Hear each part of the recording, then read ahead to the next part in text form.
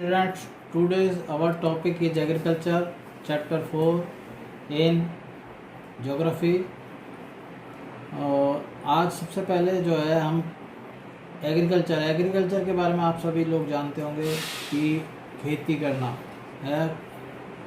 India is the mainly an agriculture country. Bharat क्या है, एक कृषि प्रधान देश है और यहाँ की 2/3 population of India is engage in the agriculture activities. और 2/3 लोग जो हैं भारत के वो इसमें एंगेज्ड हैं।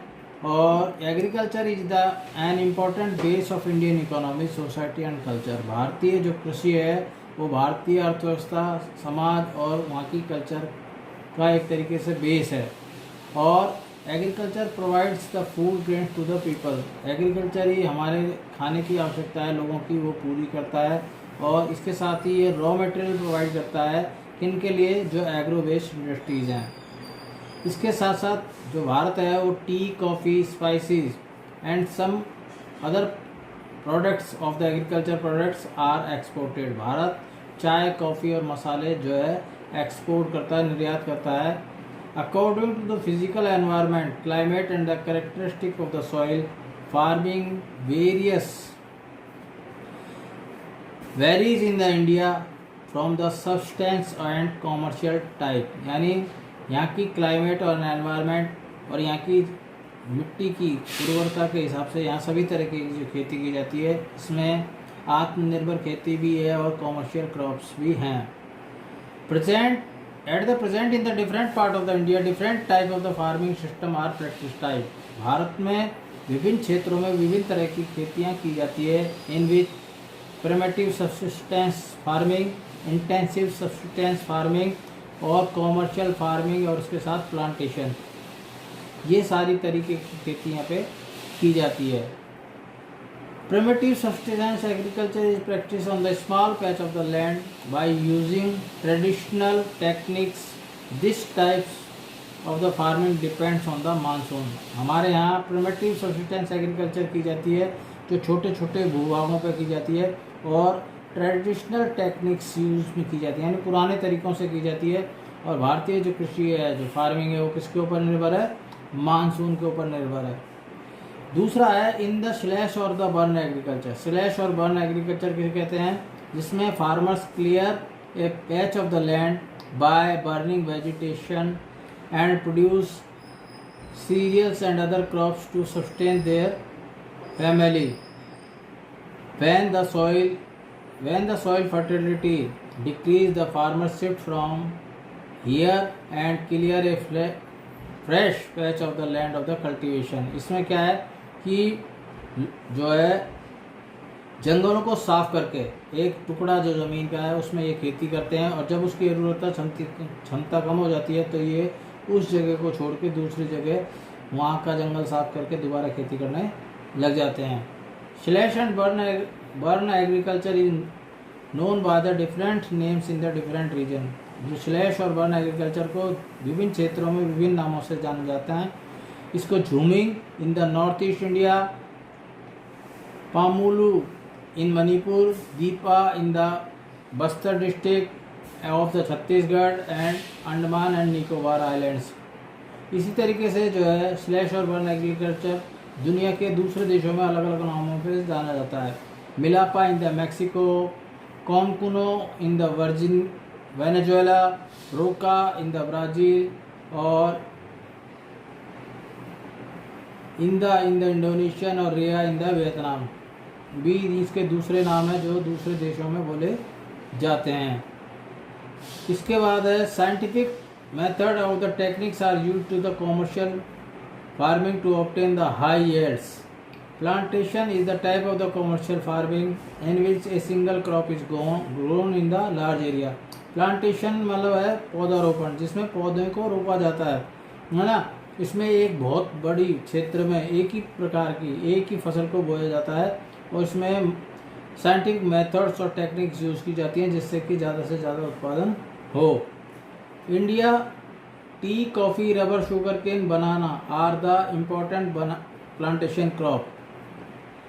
Our country has the 3 cropping seasons can be name of the rabi, kharif and the zaid. भारत में तीन तरह की फसलें ली जाती हैं। Rabi crop in India are sown in the winter and harvested in the spring. ये सर्दियों में बोई जाती है और स्प्रिंग सीजन यानी मार्च अप्रैल में इनको काटा जाता है। Some of the important rabis crops are the wheat, barley, peas, gram and mustard. इसके जो है कौन कौन सी फसलें बोई जाती हैं? व्हीट, बार्ली, पीज, ग्राम और मस्टर्ड इसमें उस वक्त बोई जाती है। बोने का समय विंटर है और काटने का समय है और स्प्रिंग सीजन है। इसी तरीके से kharif crops are grown with the arrival of the monsoon in the different part of the country and harvested in the September October. जो खरीफ की फसल है वो मानसून के आने के बाद यानी जो हमारा जून, जुलाई, अगस्त जो है सितंबर अक्टूबर तक हिमालय इसको बोया जाता है जून जुलाई में, और इसको सितंबर अक्टूबर में इसको काटा जाता है, हार्वेस्ट किया जाता है। Major kharif crops are in India is paddy, maize, jowar, bajra, arhar, moong, urad, cotton, jute, groundnut और सोयाबीन। ये खरीफ फसल की मुख्य फसलें हैं। और इसके बाद हमारे यहाँ आती है वो है जायद season, A short crop season of the summer. यानी जब हमारा स्प्रिंग सीजन ख़त्म हो जाता है उसके बाद जब गर्मियों का मौसम आता है तो उसमें जो है एक तरीके से जो सब्जियां वगैरह, वेजिटेबल्स वगैरह की जो है खेती की जाती है शॉर्ट टाइम पीरियड के लिए, उसको बोलते हैं जायद। अब है हमारा कि कॉमर्शियल फार्मिंग कैसे किसी कहते हैं। कॉमर्शियल फार्मिंग है farming in which the farmers grow crops with the AIIMS of selling in the market is called the commercial farming. यानी जो खेती फसलें उगाई जाती हैं वो किसके लिए उगाई जाती है? बाजार में बेचने के लिए। HYV क्या होता है? It is stand for the high yielding variety of the seeds. They are used for the better और the higher output of the some major crops like rice और व्हीट। यानी उन्नत नस्ल का किस्म के जो बीज हैं वो होते हैं इसमें।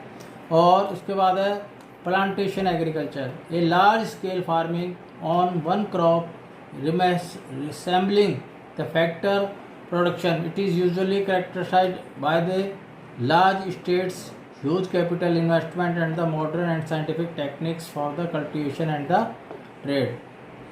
अब है उसके बाद हमारा ग्रीन रेवोल्यूशन क्या है? Phenomena and the situation increase the production of the agriculture crop. यानी वो फिनोमिना है, वो तरीका है जिसके द्वारा हम अपने एग्रीकल्चर प्रोडक्शन में एकदम तेज गति से हमने वृद्धि की।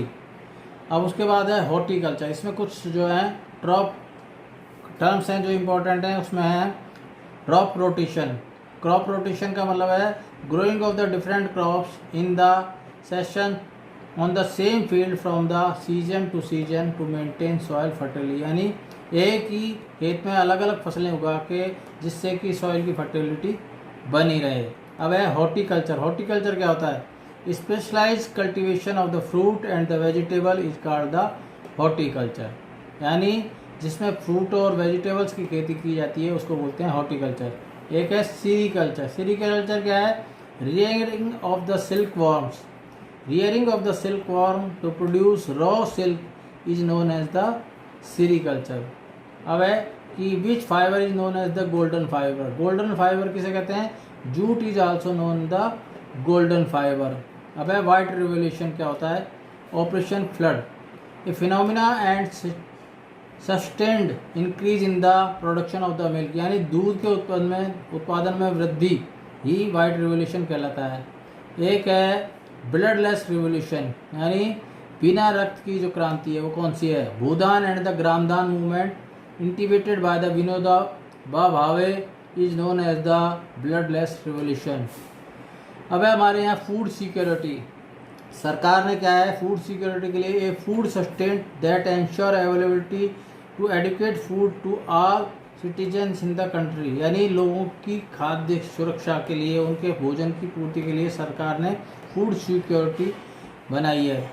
इसमें है दूसरा PDS, पब्लिक डिस्ट्रीब्यूशन सिस्टम क्या है?